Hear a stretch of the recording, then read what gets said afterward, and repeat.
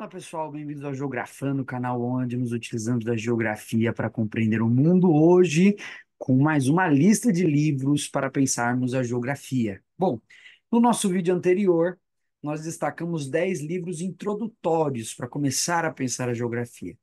Agora, nesse vídeo, nós vamos destacar 10 livros de filosofia para estudar ou compreender a geografia. Pois é, pessoal, como Milton Santos colocava, a geografia é, antes de tudo, uma filosofia, ou melhor, o geógrafo, antes de tudo, um filósofo, certo? Então, querendo ou não, nós temos que retornar para a filosofia. Isso é típico, na verdade, de toda a ciência, certo? Toda ciência, para se constituir como ciência, ela necessita essa espécie de retorno aos seus fundamentos filosóficos. Então, esses fundamentos filosóficos são fundamentais para que a gente possa compreender certos aspectos que nós diríamos epistemológicos, né? É, de cada ciência particular. Ou seja, cada ciência se constitui a partir de uma linguagem, e a filosofia que vai garantir o estatuto dessa linguagem, a delimitação do conceito, o entendimento do conceito, a discussão conceitual, de modo que nós podemos dizer que, de fato, sem filosofia não existe ciência. Sem filosofia, nós cairíamos numa espécie de, não de ciência, né? Mas de cientificismo, ou seja, de uma ideologia e não de uma filosofia da ciência. Esse cientificismo seria exatamente a negação da filosofia, o método único. Né? Isso, na verdade, a gente já observa muito. Essa ideia de método único, só a gente ir numa sala de ensino médio, pegar uma aula de método científico, geralmente essa aula é aplicada na matéria de biologia, e o que, que nós vamos ter lá? O método científico clássico, que é o método empírico da biologia, né? A hipótese, né? Leva a teoria e tudo mais. Ou seja, todo esse sistema que, na verdade, nós poderíamos caracterizar como indutivo, ou seja, empírico, aquele sistema do conhecimento que parte da observação.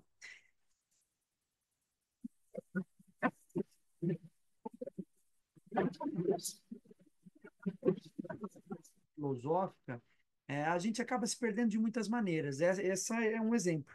Né? A gente acaba esquecendo que, além de um método, existem vários outros. A gente esquece o que é um paradigma e começa a construir noções que tendem a uma teologia da ciência, ou seja, noções, trabalhamos com noções que são únicas e verdadeiras. Então, a ciência passa a trabalhar com o conceito de verdade, não de dúvida, por exemplo. A gente acaba transformando conceitos e utilizando esses conceitos de maneira banal. Então, a gente acaba repetindo, de tanto repetir o mesmo conceito, a gente acaba não mais entendendo o que ele significa ou não mais o colocando sobre dúvida. Então, hoje, há vários sintomas dessa espécie de cientificismo que nos ronda, ou seja, essa ciência que decidiu excluir a filosofia. Mas um sintoma seria, por exemplo, a hiperespecialização da ciência. Né? A ciência ela tende realmente a uma especialização do conhecimento, mas a hiperespecialização tem atingido muitas das ciências que trabalhavam com noções generalistas, como é o caso da geografia. A gente vê hoje na geografia esse processo de generalização. Né? Então, estudos extremamente hiperespecializados que deixam de resgatar aquilo que é fundamental na geografia, que é uma discussão sobre a totalidade. Nessa totalidade, uma discussão do universal no particular, do particular no universal, tudo isso acaba se perdendo. E a gente começa a trabalhar com zonas do conhecimento extremamente particularizadas, tão particularizadas, que a gente tem até dificuldade, às vezes, de entender se é geografia ou não, né? Ou estudos climáticos que estão estudando com hiper especialização o clima de um bairro e que não remontam, né? A hiperespecialização só é um problema quando eu não incluo ela no universal, ou seja, quando eu não faço esse movimento de encaixar o particular no universal. E isso tem acontecido muito, de modo que muitas vezes a gente pega uma pesquisa e pensa, bom, isso daqui poderia ser qualquer outra coisa, mas a geografia depende de um estudo, a geografia leva a totalidade, certo? O espaço geográfico, como diria Milton Santos, é uma dimensão da totalidade, né? É uma totalidade menor, mas não deixa de ser uma totalidade, uma dimensão da sociedade. E por isso mesmo, e o próprio Milton fazia essa discussão, nós precisamos retornar à filosofia como uma espécie de remédio que pode salvar a nossa ciência, certo? Então vamos para a nossa lista nossos 10 livros fundamentais para se pensar a geografia. Dito isso, o que é importante destacar aqui? Primeiro, que eu destaquei como que eu fiz essa seleção. Existem muitos livros que nós poderíamos trazer para pensar a geografia, né? Mas qual foi o meu critério aqui? Primeiro, eu busquei selecionar os livros que, de fato, trazem uma discussão que realmente impactou a geografia, né? Então, assim, basicamente qualquer livro de filosofia a gente pode tirar proveito para pensar alguma questão da geografia. Mas aqui eu busquei trazer livros que, de alguma forma, impactaram geógrafos importantes, obras importantes, que também leva a uma segunda colocação, que já era esperada. Eu tentei trazer os livros mais clássicos da filosofia. Então, tentei trabalhar aqui com livros que na filosofia são mais clássicos, que são geralmente entendidos como obra-prima desses autores. Mas existem, fora esses livros aqui, muitos outros livros que nós poderíamos destacar para pensar a geografia. Então, a gente poderia trazer uma série de outros livros, livros menos conhecidos, autores mais contemporâneos, mas eu resisti a essa tentação para trazer para vocês, ou seja, então, esses livros que são mais clássicos e esses livros que impactaram de fato o pensamento geográfico de maneira considerável. Então, vamos à nossa lista. Primeiro livro, A Fenomenologia do Espírito, de Hegel. Pois é, a gente já começou com um livro bem barra pesada, né? Bom, esse é um livro muito complicado, né? Qualquer um que se aventurou na fenomenologia do espírito sabe que não é tarefa fácil ler Hegel, né? Tanto que Hegel é considerado por muitos filósofos, estudantes de filosofia, o autor mais difícil de se compreender, né? Então, por que que eu trago o Hegel aqui? Eu trago o Hegel porque como uma espécie de retorno às bases fundamentais da teoria crítica, né? O Hegel é essa espécie de resgate da teoria crítica, da teoria que vai embasar, inclusive, os estudos marxistas. Então, a fenomenologia do espírito de Hegel é muito importante. Agora, é um livro, de fato, extremamente complicado, né? Os estudantes que estão iniciando aí o percurso na geografia talvez tenham mais dificuldade de iniciar esse percurso pela fenomenologia do espírito. Mas é um livro que vai influenciar de fato a geografia, e às vezes de maneira que nós nem percebemos. Por exemplo, vocês sabiam que o livro Metamorfoses do Espaço Habitado, do Milton Santos, faz referência a um conceito hegeliano? Pois é, metamorfose, como Milton trabalha no livro, tem uma origem hegeliana. Milton Santos, nesse livro, fala muito da questão do espírito, fenomenologia do espírito de Hegel, certo? E tudo isso com embasamento hegeliano. Inclusive, o próprio Milton cita o Hegel. Ou seja, é muito importante que a gente faça esse retorno às bases. O Hegel é um caminho, é um filósofo que vai nos permitir pensar a teoria crítica, que é muito importante para a geografia, pensar autores fundamentais da geografia crítica também, como é o próprio Milton Santos. Então, um livro, por exemplo, como Metamorfose do Espaço Habitado, que é um livro que, a princípio, quem vê pensa, nossa, mas é um livro extremamente simples, né? E o próprio Milton diz, esse livro eu fiz para o povão mesmo, eu fiz para ser lido pelas massas, né? Eu fiz como livro de divulgação do meu trabalho e tem esse conteúdo hegeliano. Então, primeiro livro aqui, para a gente destacar, livro importante, mas mais nesse sentido de pensar a teoria crítica e pensar as bases dessa teoria crítica na geografia, a fenomenologia do espírito de Hegel é indispensável. Mas, como eu disse, o que é mais interessante para quem quer se aventurar na obra do Hegel? Que inicie pelos comentadores, né? Que a gente comece com os livros dos comentadores, que retorne um pouco mais atrás, para que depois inicie a fenomenologia do espírito do Hegel. Esse é um livro fundamental para a geografia e, de alguma forma, estabelece um percurso teórico que eu gostaria de trabalhar aqui nos próximos livros também. Por isso, começamos aí com a Fenomenologia do Espírito de Hegel, como esse livro fundamental para pensar a geografia. Nessa versão aqui, que é a versão da coleção Os Pensadores, na verdade, a gente tem, se não me engano, o primeiro e o segundo capítulo apenas, tá? Que, na verdade, são um dos capítulos mais discutidos do livro. Então, fica aí a recomendação para vocês. Segundo livro aqui a destacar, bom, esse daqui é o clássico, né? O Capital, Karl Marx, né? Então, o Capital do Marx, mais um livro aí muito importante para a gente destacar.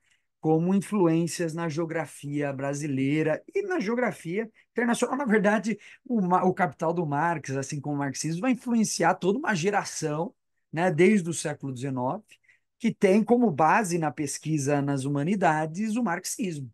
Então, é impossível a gente entender a geografia crítica brasileira sem o Marx. Agora, qual crítica que nós podemos estabelecer aqui no Marx, né? Primeiro, que o Capital é o ápice da obra do Marx. Nós precisaríamos retornar a livros anteriores. E muitas vezes o que a gente observa nos alunos de graduação é essa tendência a iniciar o seu percurso a partir do Capital, do Marx. Só que é um livro extremamente complexo. Então a gente precisaria, na verdade, fazer uma espécie de retorno a obras anteriores, né? Como diria um dos professores do Departamento de Geografia da USP, muitas vezes a gente aprende marxismo por osmose. Quer dizer, a gente escuta e passa a repetir. Então, os problemas da sociedade é o capitalismo. Mas o que é o capitalismo, né? O capital é a base da alienação. E o que é capital? O que é alienação? Então, daí a importância de retornar ao texto clássico e tentar entender. Mas, ao mesmo tempo, o Capital é o auge da obra do Marx. Então, como que também seria interessante fazer essa leitura, retornando a livros anteriores, principalmente os manuscritos econômicos filosóficos? Acredito que seja a melhor opção para quem quer iniciar, né, essa aventura na obra do Marx. É uma aventura maravilhosa. Os manuscritos trazem uma boa base para a gente pensar a obra do Marx a partir da sua visão econômica da sociedade. E ali já existem discussões sobre o capital, renda da terra, né? Então, salário. Então, é muito interessante porque ali a gente tem uma base já de como Marx vai começar a trabalhar essas questões. Então, por que eu já trago Marx depois do Hegel? Porque o Marx também é um autor daquilo que a gente convencionou chamar de teoria crítica. Na verdade, essa teoria crítica, a gente pode, é mais antiga até, mas a gente pode remontar de uma maneira mais sistemática ao pensamento kantiano, certo? Então, a gente tem lá a crítica da razão pura, crítica da razão prática, crítica da faculdade de juízo. Então, o Kant inicia essa tendência mais sistemática da teoria crítica na filosofia, e a teoria crítica é fundamental para a gente entender o quê? A geografia crítica. Pois é, a gente, inclusive, tem esse termo, né? Crítica, e a gente muitas vezes não sabe nem de onde vem. Onde vem essa. E o que, que significa, né? Porque a gente fala de geografia crítica, mas o que significa crítica?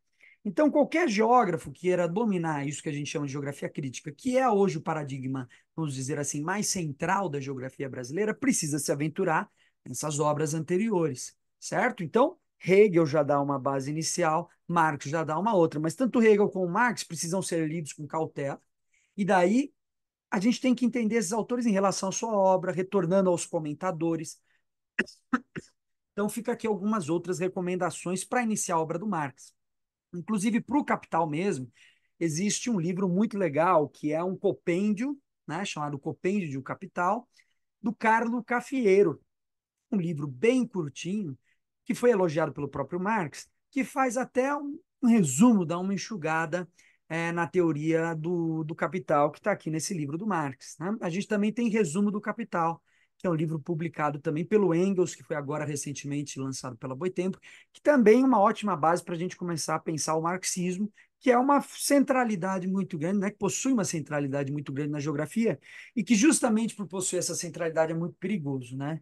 Ou seja, quando as coisas são extremamente repetidas, né? Quando a gente tem muita aula com esse viés marxista nas universidades, a gente acaba esquecendo que os fundamentos precisam ser estudados. A gente corre o risco de começar só a repetir do que realmente entender. Então, sem marxismo por osmose, vamos ler o Marx, retornar o conjunto das suas obras anteriores. Então, segunda recomendação aí, o Capital do Marx. Esses dois livros aqui são livros clássicos para a gente pensar, tanto a filosofia quanto a geografia, e tiveram um impacto fundamental na geografia.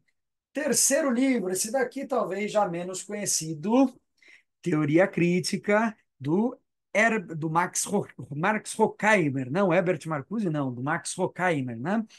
Então, esse livro do Horkheimer é um livro muito importante e já aqui está fechando um pouco a nossa discussão, né, sobre teoria crítica, né? A gente poderia destacar aí a teoria crítica, três fases fundamentais, né, que vem ali desde o Kant, Hegel, Marx e chegando na escola de Frankfurt, né? Então, o Max Horkheimer é esse expoente muito importante da Escola de Frankfurt. A gente pode destacar a sua obra junto com as obras do Adorno, do Herbert Marcuse, do Walter Benjamin. E aqui é o ápice dessa discussão de teoria crítica. Então, tá nesse sentido aí, dessas discussões sobre a teoria crítica. E, na verdade, esse livro é um compilado de ensaios que foram publicados pelo Horkheimer em revistas de filosofia, e que tratam dos mais diversos temas de maneira ensaística, o que é muito interessante. Inclusive, o livro é aberto com uma discussão a partir de uma fala do Adorno sobre o que é um ensaio. Então, essa questão de como o ensaio ele é muito importante para a evolução da filosofia, para a evolução da ciência, né? Então, como a gente está muito acostumado a trabalhar de maneira mais, vamos dizer assim, pragmática, e como o ensaio propõe esse efêmero, como o ensaio propõe essa espécie de discussão para além daqueles resultados que ficam, que se propõem a ficar ao longo do tempo. O ensaio é uma espécie de laboratório, vamos dizer assim, né? Onde a gente brinca com as palavras, onde a gente brinca com os conceitos, brinca com as ideias, e por isso o ensaio tem essa importância de movimentar a ciência, né? Porque o que está cristalizado tem muita dificuldade de avançar. O ensaio ele surge, inclusive, em contextos de crise do pensamento.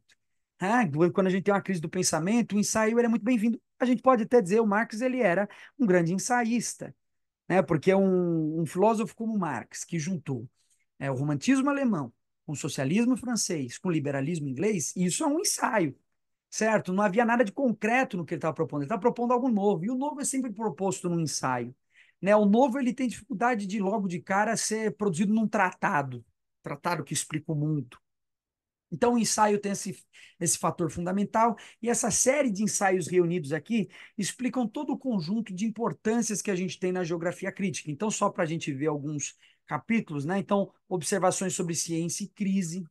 Então, um capítulo onde o Horkheimer ele vai discutir muito como a ciência, a teoria crítica principalmente, ela evidencia, então, ela surge num contexto de crise de um pensamento que tende a um pragmaticismo, né, a ser mais pragmático, né? História e psicologia, então, psicologia aqui, né? Então, o que é muito interessante na Escola de Frankfurt é que esses ensaios também são produzidos em contato com diversos autores. Então, Freud, né? O próprio Horkheimer ele é muito influenciado pelo pensamento de Schopenhauer, né? Esse pessimismo do Schopenhauer, o Horkheimer dizia que era a base do seu materialismo histórico, né? Ou seja, porque esse pessimismo do Schopenhauer quebrava com aquela tradição marxista de uma teleologia, né? Ou seja, de que a humanidade caminha, né, de acordo com o movimento do espírito, a criação de algo que seja superior, né? Ou seja, o que há no mundo é, na verdade, uma espécie de vazio existencial, que, na verdade, não caminha para lugar nenhum, né? Então, esse pessimismo acabou sendo, por exemplo, a base da filosofia do Horkheimer na Escola de Frankfurt. Então, é muito interessante como esses autores vão conversar com outros filósofos, então Schopenhauer, Freud, por aí vai. Então, materialismo e metafísica, materialismo e moral, do problema da previsão nas ciências sociais, da discussão do racionalismo na filosofia contemporânea, sobre o problema da verdade, autoridade e família, né? Então, esse é um livro muito importante que está trazendo, então, um compilado, e por isso que é interessante. Como ele é, na verdade, um conjunto de ensaios, você não tem nem a obrigação de ler um na sequência do outro. Você pode começar pelo ensaio que você acha mais interessante, ler, retornar. E aqui, então, tem um conjunto de uma base do pensamento ali da Escola de Frankfurt para a gente pensar a geografia hoje. Então, fica aí o terceiro livro de recomendação, Max Horkheimer, Teoria Crítica 1. Então, o terceiro livro aí, já fechando um pouco aí, né? O que a gente vem discutindo da teoria crítica é muito importante. Mas não vamos deixar de fora também o nosso querido aqui, agora sim, Herbert Marcuse, Ideologia da Sociedade Industrial, né? Esse livro foi lançado inicialmente como Ideologia da Sociedade Industrial e foi depois relançado com o nome O Homem Unidimensional. Então, vocês podem achar com esses dois títulos, né? Ideologia da Sociedade Industrial ou O Homem Unidimensional. Na sua versão mais recente, o livro ele traz uma espécie de expansão de algumas discussões, né? E por que esse livro é muito importante? Porque o Marcuse ele foi muito importante para a gente pensar um autor, Milton Santos. né? Então, o Milton Santos foi muito influenciado pelo Marcuse, de modo que a gente pode destacar no Milton Santos é, ideias fundamentais que estão contidas nesse livro, né? Inclusive, o Milton Santos ele foi caracterizado até por um professor, que é o professor Antônio Carlos Robert Moraes, como uma espécie de marxista estruturalista, né? E por quê? O Marcuse ele tinha esse viés estruturalista. É muito interessante quando a gente pega esse livro, O Homem Unidimensional, parece que a gente está lendo alguma coisa muito parecida com o Por uma Outra Globalização do Milton Santos. E de fato, por quê? Aqui ele está falando exatamente disso, da ideologia da sociedade industrial. Ele está fazendo um ensaio para se discutir, bom, exatamente agora nessa sociedade industrial, agora no século XX, o que que mudou? O próprio o termo, né, o homem unidimensional, ele faz referência a esse sintoma de que é, o capitalismo que pretendia, através dos seus ideais liberais, exacerbar, né, privilegiar a individualidade, acabou, na verdade, excluindo, destruindo a individualidade. É um homem de uma única dimensão. Ah, isso nos lembra o que exatamente? Do pensamento único, né? Como Milton Santos coloca lá no seu livro Por uma Outra Globalização, do pensamento único à consciência universal. Muito bem, o homem unidimensional, né? Já está aqui num conjunto de discussões que trazem, que rememoram o que o Milton Santos vinha discutindo. Então, aqui tem conceitos fundamentais, né? A ideia de positividade e negatividade na filosofia, o que é muito importante para a gente entender teoria crítica, né? Essa ideia desse homem unidimensional, que na verdade ele é resultado de o fim da individualidade. E aqui também uma discussão muito importante que traz muito do pensamento do Milton Santos, que é a questão das técnicas. Então, o Marcuse ele fala muito da influência das técnicas, das novas técnicas nessa sociedade do século XX, né? Marcada então por essa ideologia da sociedade industrial. Então, um livro sensacional. Aqui a gente traz uma rememoração muito importante da própria obra do Milton Santos, e é fundamental para a gente entender, mais uma vez, a teoria crítica, que é muito importante para compreender a geografia crítica, né? Sem teoria crítica, não tem geografia crítica. Por incrível que pareça, apesar de que muitos esqueceram disso, realmente não existe, certo? Muito bem, agora a gente fecha, né, com isso, com esse conjunto de autores. A gente faz esse fechamento da teoria crítica para entrar agora em outros autores que também influenciaram muito a geografia, mas por fora, né, ou ali próximos dessa teoria crítica, né? Muito bem, então, próximo autor aqui, Discurso do Método, Descartes. Então, muito bem, o Discurso do Método do Descartes, na verdade, foi um livro, é um livro muito curtinho, né? Nessa versão da editora La Fonte, são 76 páginas, não é a melhor versão para ler esse livro, existem editoras melhores, né? Mas aqui a gente já tem uma base. E por que que eu trago esse livro para vocês? Porque a questão do método começa a ser discutido de maneira mais sistemática em relação ao que a gente conhece como a ciência moderna a partir disso daqui. Ah, então quer dizer que aqui a gente tem exatamente o método científico explicado. Não, isso daqui é a base, né, histórica dessa discussão. A gente teria que, na verdade, ir para outras discussões, né, mais recentes. Mas isso daqui é a base e por isso é fundamental retornar à base, né, retornar essa questão anterior. Então aqui a gente vai encontrar muitos temas importantes, né, principalmente é, esse ceticismo em relação a si mesmo, que é muito importante, ou seja, o que eu falei no início, a filosofia, ela traz para a ciência essa tendência de retornar a uma dúvida a respeito do que é a verdade. Então, duvidar da verdade, né? Duvidar de si mesmo. Propõe aqui o que é o método, né? O que é esse método cartesiano? Então, o Descartes ele vai comentar, por exemplo, olha, ele diz num ponto do livro, eu não me sinto mais inteligente do que muitos dos meus amigos. Eu vejo meus amigos e eu gostaria de ser como eles na maioria das coisas. Mas eu obtive resultados muito superiores ao que esses meus amigos obtiveram. Ao que eu devo isso? Ao fato de ter conduzido meu pensamento segundo um método. E aí ele vai começar a explicar a importância do método para a ciência e para a filosofia. Então, aqui é uma série de discussões muito importantes que a gente precisa resgatar para conseguir entender a ciência em relação à, à geografia. O método é fundamental na pesquisa, na análise do mundo, e por isso o discurso do método está aqui. Então, Descartes traz também, por exemplo, essa questão de se colocar diferentemente da concepção aristotélica, né, de que os indivíduos eles são diferentes em relação às suas capacidades mentais, né? Então, em Aristóteles, né, se a gente pega um livro lá com a Política do Aristóteles, a gente vê ali essa consideração de que alguns indivíduos são mais aptos, outros são menos aptos. E aqui o Descartes começa de uma maneira diferente, né, dizendo, olha, o bom senso é a coisa mais bem distribuída no mundo. Quer dizer, todos têm bom senso. E aí ele diz, ao que se atribui o fato de termos, então, apesar de termos o mesmo nível de bom senso, ao que se atribui o fato de termos tantas opiniões diferentes? Ao método que nós utilizamos. Então, isso é um livro fundamental, né? Um livro que a gente tem que resgatar como um fundamento filosófico. Ah, mas isso aqui, muita coisa está ultrapassada. Mas a gente não tem que ler só o que é atualizado, principalmente porque, para entender o que é atualizado, eu preciso retornar que os autores mais recentes estão discutindo com os autores mais antigos.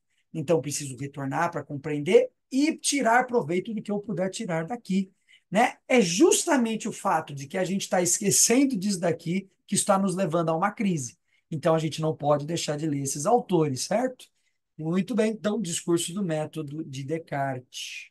Próximo livro, agora sim, para quem queria um mais recente, mas inclusive nem dos mais recentes, né? A gente tem aí a estrutura das revoluções científicas, né? Thomas Kuhn. Então, esse daqui já é um livro que está atualizando esse debate do Descartes, né? Thomas Kuhn, na verdade, ele é um físico, e é muito interessante como teoria da ciência é muito discutida por físicos, né? Ele é um físico, mas ele é um filósofo da ciência. Então, a estrutura das revoluções científicas, apesar de não ser dos mais modernos, né? Hoje a gente já tem autores como Bruno Latour ou Michel Lovy, que trazem uma perspectiva diferente para a ciência, né? Então, por exemplo, o Thomas Kuhn ele tem uma visão muito eurocêntrica do que é ciência, ele tem uma visão mais pragmática, né? Quer dizer, então, por exemplo, um autor como Bruno Latour, ele vai colocar o fato de que é, a ciência ela é produzida por todos que habitam uma sociedade, não necessariamente por cientistas, algo que já é mais fechado aqui quando a gente pensa o Thomas Kuhn, né? Então, inclusive por autores, né? E aí a gente já chega em autores mais modernos, vão colocar que a ciência é produzida por atores não humanos. Então, por exemplo, quando a gente tem uma epidemia, a gente muda a ciência. O coronavírus vem, a gente tem alterações na ciência, o vulcão explode, a gente tem alterações na ciência. Então, os atores que participam do processo de produção científica não são só os cientistas, né? Mas vai desde do jornalista, do professor, do padeiro, de quem seja, né? Até os altos escalões da universidade. Bom, quer dizer então que Thomas Kuhn é o eurocêntrico, que a gente não tem que ler? Não, né? Até porque o Thomas Kuhn está fazendo uma discussão que precede esses outros autores e que a gente precisa compreender e de modo nenhum que está aqui pode ser descaracterizado como desimportante. Então aqui, por exemplo, a gente tem questões muito importantes como o que é um paradigma na ciência, por exemplo, né? A linguagem que se constitui nessa ciência, qual a importância, como generalizações começam a se realizar, o que indica crises na ciência. Na verdade, é um livro que, para além de dizer dessas estruturas das revoluções científicas, ele está explicando o que é a ciência, afinal, né? O que é essa ciência? Como ela se produz? Ela se produz pela negação de paradigmas. Né? E como que se dá, né? Então, essa negação de paradigmas. Então, é um livro fundamental para a gente entender a geografia, vai influenciar muito a geografia, nossas discussões de teoria e método estão muito embasados nesse livro aqui, certo? Então fica aí o livro Thomas Kuhn, A Estrutura das Revoluções Científicas. Muito bem. Próximo livro, esse daqui já é mais, né, uma bíblia. Então, o Leviatã, né, Thomas Hobbes. Leviatã por quê? Aqui principalmente porque na geografia a gente não pode fugir de uma discussão aprofundada sobre teoria geral do Estado. E o Hobbes, esse autor que vai trazer aí essa discussão de maneira, né, inicialmente mais sistemática. Então, para que a gente compreenda a geografia na sua dimensão política, a gente precisa entender o que é o Estado. Né? Vamos lembrar aqui do Thomas Hobbes, né? O homem é o lobo do homem. Né? Então, o Estado ele é necessário porque ele permite a existência de uma vida em sociedade, porque a natureza humana ela é condicionada por esse viés de dominar o outro, né? E o Estado, ele é essa espécie, esse leviatã, né? Essa figura bíblica que é o mal necessário. É aquilo que controla os instintos de uma sociedade. Então, eu trago o Thomas Hobbes, mas na verdade para falar particularmente desse campo da filosofia, que é a teoria geral do Estado ou a filosofia política. A gente não tem como escapar também dessas discussões que são muito importantes para a gente compreender a geografia. E, é claro, outros autores que também propõem, né? Então, uma crítica ao Estado, né? Para a gente compreender as críticas ao Estado, a gente precisa compreender também aqueles que defendem a existência do Estado, e por isso Thomas Hobbes é uma leitura fundamental. Então, nesse livro, né, que é longe, né, esse livro está longe de só falar da necessidade do Estado, né? Ele começa, por exemplo, falando um pouco dessa questão da teoria do conhecimento. Então, aqui a gente tem vários ensaios a respeito da teoria do conhecimento, sobre o comportamento, né? Então, é um trabalho muito importante, é um livro que coloca, né, um paradigma para a filosofia, né, que é essa discussão sobre o Estado. Daí, essa grande importância da gente retornar ao Thomas Hobbes, né, Leviatã, para discutir uma teoria geral do Estado. Então, fica aí a recomendação, Thomas Hobbes. Essa coleção que foi lançada pela Folha, né, Os Pensadores, é uma coleção maravilhosa, né, está trazendo bastante coisa legal para a gente. Próximo livro também da coleção Folha, Os Pensadores, né? Crítica da Razão Pura, Manuel Kant. Então, esse é um livro fundamental também para a gente pensar um pouco é, a geografia. Até porque, aí a gente retorna para o início, né? Aqui está a base do que eu falei no início com vocês, né? Da teoria crítica. Então, para o Kant, a crítica ela é essa propriedade filosófica de prescrutar, né? Prescrutar um pouco os limites do conhecimento. Ou seja, o Kant ele usa até uma metáfora muito legal, que é a metáfora daquele navegante que navega nos mares à procura, né, de novas terras. Então é isso, a teoria crítica é isso. Eu me lanço ao mar, às vezes um mar mais calmo, às vezes um mar mais revoltado, às vezes eu chego em algum lugar, às vezes o meu barco afunda.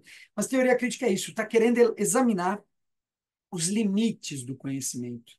E aí, quando a gente fala de geografia crítica, a gente precisa retornar a essa base, porque a crítica, como a gente fez na geografia crítica, está muito relacionada à crítica marxista, né? Que pressupõe, na verdade, uma superação de um determinado estado de coisas. Mas a crítica no próprio Marx, ela tem uma base muito fundamentada nesse limite do conhecimento, né? Apesar da sua base concreta muito diferente da crítica da razão pura kantiana, a crítica kantiana é muito importante ainda assim para a geografia, porque diz respeito aos nossos limites epistemológicos, por exemplo. Quando a gente começa a trabalhar algumas categorias geográficas, como lugar, território, região.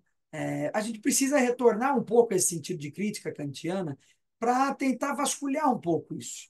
Né? Dizer o que é lugar, até onde vai esse conceito. Né? E aí vira um exame exaustivo, de fato, sobre o que cada categoria pode significar.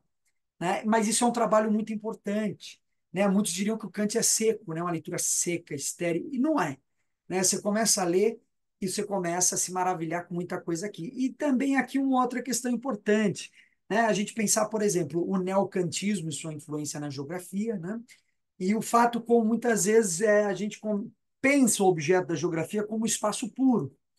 Né? Lembra lá o Antônio Carlos Robert Moraes, no início do Geografia Pequena História Crítica, ele fala que um dos possíveis objetos da geografia seria o próprio espaço puro. Né? E é exatamente esse espaço puro que o Kant está trabalhando aqui, ou seja, o espaço puro como o espaço ocupado pela matéria. Né? Se eu elimino da matéria tudo que ela tem de propriedades empíricas, o que resta é simplesmente o espaço que essa matéria ocupava. Então, aqui ele vai discutir muito duas categorias, espaço e tempo. Isso é fundamental para o geógrafo. Saber bem trabalhar as categorias de espaço e tempo é fundamental, porque o geógrafo lida com um espaço que não é estático, um espaço que está no tempo, e a gente precisa saber delimitar conceitualmente o que é esse espaço. Então, aqui tem muitas possibilidades para a gente pensar a geografia. Então, fica aí, Crítica da Razão Pura. Agora, mais dois livros que eu não tenho aqui, mas que continuam, então, né, sendo fundamentais para a gente pensar. Então, agora, nossa nona recomendação é Euclides, Os Elementos. Os Elementos de Euclides. Então, um livro de matemática, né? Na verdade, a matemática euclidiana, que é a base para a gente pensar, né, toda a matemática que se desenvolveu depois de Euclides nos próximos 2000 anos, né? Então, por que que os elementos do Euclides? Porque houve na geografia, durante diversos momentos, essa tendência de pensar um espaço abstrato e um espaço matemático. Então, a gente pode pegar alguns autores clássicos aí, né, que desenvolveram modelos espaciais, né, como Kristaller, von Thunen, né? O Alfred Weber. Então, lá no Kristaller, por exemplo, a gente tem a teoria dos lugares centrais, né? Então, o Kristaller ele procede segundo a observação de um espaço que vamos dizer plano, né? Sem essas rugosidades, e tenta estabelecer uma hierarquia dos lugares, né? E o modo como isso formaria uma rede de cidades. Então, isso está muito relacionado aos princípios da geometria, né? Esse espaço, que é um espaço absoluto, que é um espaço matemático, está muito relacionado a essa discussão que vem desde o Euclides, inclusive que vai depois surgir na física, né? Então, o Kristaller, von Thunen, né, que vai pensar os anéis, né, os círculos concêntricos ao redor das cidades e como isso se distribui, né? Então, como cada atividade econômica está relacionado à centralidade de uma cidade. O Alfred Weber, né, que também está pensando ali como a indústria tem uma posição geométrica em relação às matérias-primas, aos centros consumidores, em relação ao custo de transporte, mas fundamentalmente para quê? Para pensar como é, na geografia se produz essa ideia de um espaço homogêneo. Foi muito trabalhado, né? Que aí é a, a área da geografia que buscou constituir modelos teóricos, modelos quantitativos, né? Aí fala, nossa, mas a gente precisa retornar para o Euclides, estudar o Euclides com tanta profundidade para entender isso. É bom que se estude tudo que se puder, certo?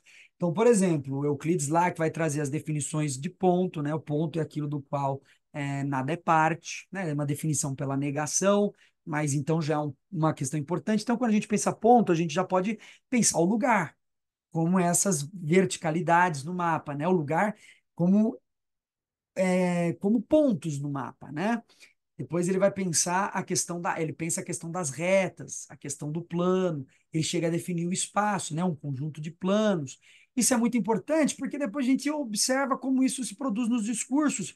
E é claro, porque para o geógrafo a gente tem que ser completo, né? Então, a gente entendendo isso, a gente aumenta os limites da nossa compreensão da própria ciência, né? Então, é muito importante que a gente tenha um estudo de geometria. Não é necessário que a gente faça uma leitura tão rigorosa do livro do Euclides, mas que a gente tenha uma noção de como trabalhar a matemática e a geometria, porque isso é muito importante para a geografia quantitativa, né? Isso é muito importante, por exemplo, quando a gente pensa a cartografia também.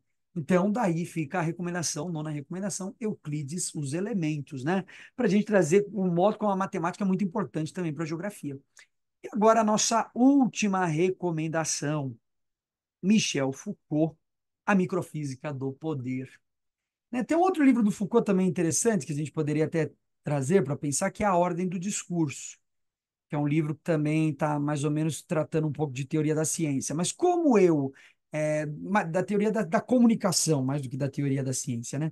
Mas como eu já falei um pouco de teoria da ciência, como eu cairia mais uma vez nessa discussão que traria um pouco a questão de como a gente produz certas legitimações nos discursos, eu prefiro trazer para vocês como última recomendação Microfísica do Poder, porque é um livro que influenciou, inclusive, uma obra muito famosa na geografia, que é Por uma Geografia do Poder, Cláudio Rafestan, né? Então, a microfísica do poder parte dessa noção de que não é simplesmente o Estado ou simplesmente as instituições que exercem a sua forma de poder numa sociedade, mas que, na verdade, os próprios indivíduos, nas suas relações cotidianas, possuem uma dimensão do poder. As relações entre os indivíduos são relações de poder, né? E o poder é muito importante para a gente pensar a geografia.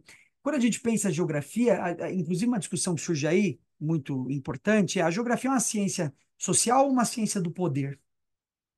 Sendo social ou sendo do poder, a gente precisa definir o que é poder. Então, a gente precisa resgatar essa noção. Quando a gente fala poder, e isso a gente pensa muito na geopolítica. Na verdade, toda a geografia crítica ela está dominada pela noção de poder. Quando a gente fala de luta de classes, por exemplo, entra ali a dimensão do poder, né? Qual classe é a mais poderosa, como o poder se evidencia nas formas de dominação, né? Então, quando a gente traz a microfísica do poder do Foucault para discutir a geografia, a gente faz com que a geografia se descentralize unicamente de uma discussão que tinha como privilégio às instituições e o Estado, e a gente agora tem a capacidade de fazer uma geografia com base numa discussão sobre o poder que inclui agentes individuais também. Né? E o que nos permite, inclusive, expandir nossa noção de geografia para além do Estado, entendendo e mudando completamente nossos conceitos. Por exemplo, território não é mais só uma área ocupada pelo espaço do Estado Nacional. Território agora é uma área onde diversos agentes de diferentes níveis de poder exercem sua forma de influência. Isso muda o que a gente entende por paisagem, né? Paisagem como uma configuração de forças contraditórias que moldam essa superfície como a gente conhece, né? Então é muito importante a gente trazer o Michel Foucault para trazer essas discussões renovadas, inclusive da geografia, para além de uma discussão do Estado Nacional, quais são os outros elementos de poder de uma sociedade. Então fica aí, última recomendação da nossa lista, Michel Foucault, né? A microfísica do poder. Muito bem. A gente poderia ter trazido, eu pensei em vários outros livros, né? Por exemplo, Em Defesa das Causas Perdidas, do Zizek. Eu pensei O que é Poder, do Byung-Chul Han. Eu pensei O que é Filosofia, do George Agamben. Eu pensei em uma série de outros livros que eu poderia trazer, O Príncipe Maquiavel. Você até poderia ter trazido, mas eu tentei trazer, como eu disse, livros que possuem uma maior centralidade no pensamento geográfico e livros que são mais conhecidos, vamos dizer assim, né? Mas a gente pode, em algum momento no canal, trazer outras contribuições, né? Ou seja, autores que não são tão levados em conta pela geografia, mas que poderiam trazer grandes contribuições. Né? O Freud, por exemplo, também fiquei tentado em colocar aqui, mas como hoje a geografia não tem um paradigma, né, pela psicanálise, isso é muito fraco, eu não trouxe. Mas não quer dizer que ali, nesses outros autores, a gente não tenha grandes possibilidades. E aí fica a última recomendação. A última recomendação é que se leia o máximo que puder de qualquer autor da filosofia, porque a gente, quando a gente continua lendo os mesmos autores e preso aos mesmos autores, e um exemplo é o marxismo, a gente corre o risco de tornar a nossa ciência algo estéril, algo batido, não caminhar. Né? A dialética ela depende da contradição. Eu preciso trazer os outros autores e colocar em choque com esses daqui. Então, Nietzsche, Freud, Schopenhauer, esses autores que a gente não vê tanto sendo utilizados pelo pensamento geográfico, mas que têm muito a contribuir. E cabe a nós, pesquisadores, interessados, cientistas sociais, trazer novas discussões com base nesses autores.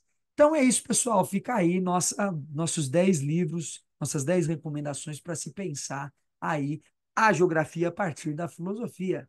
E até uma próxima.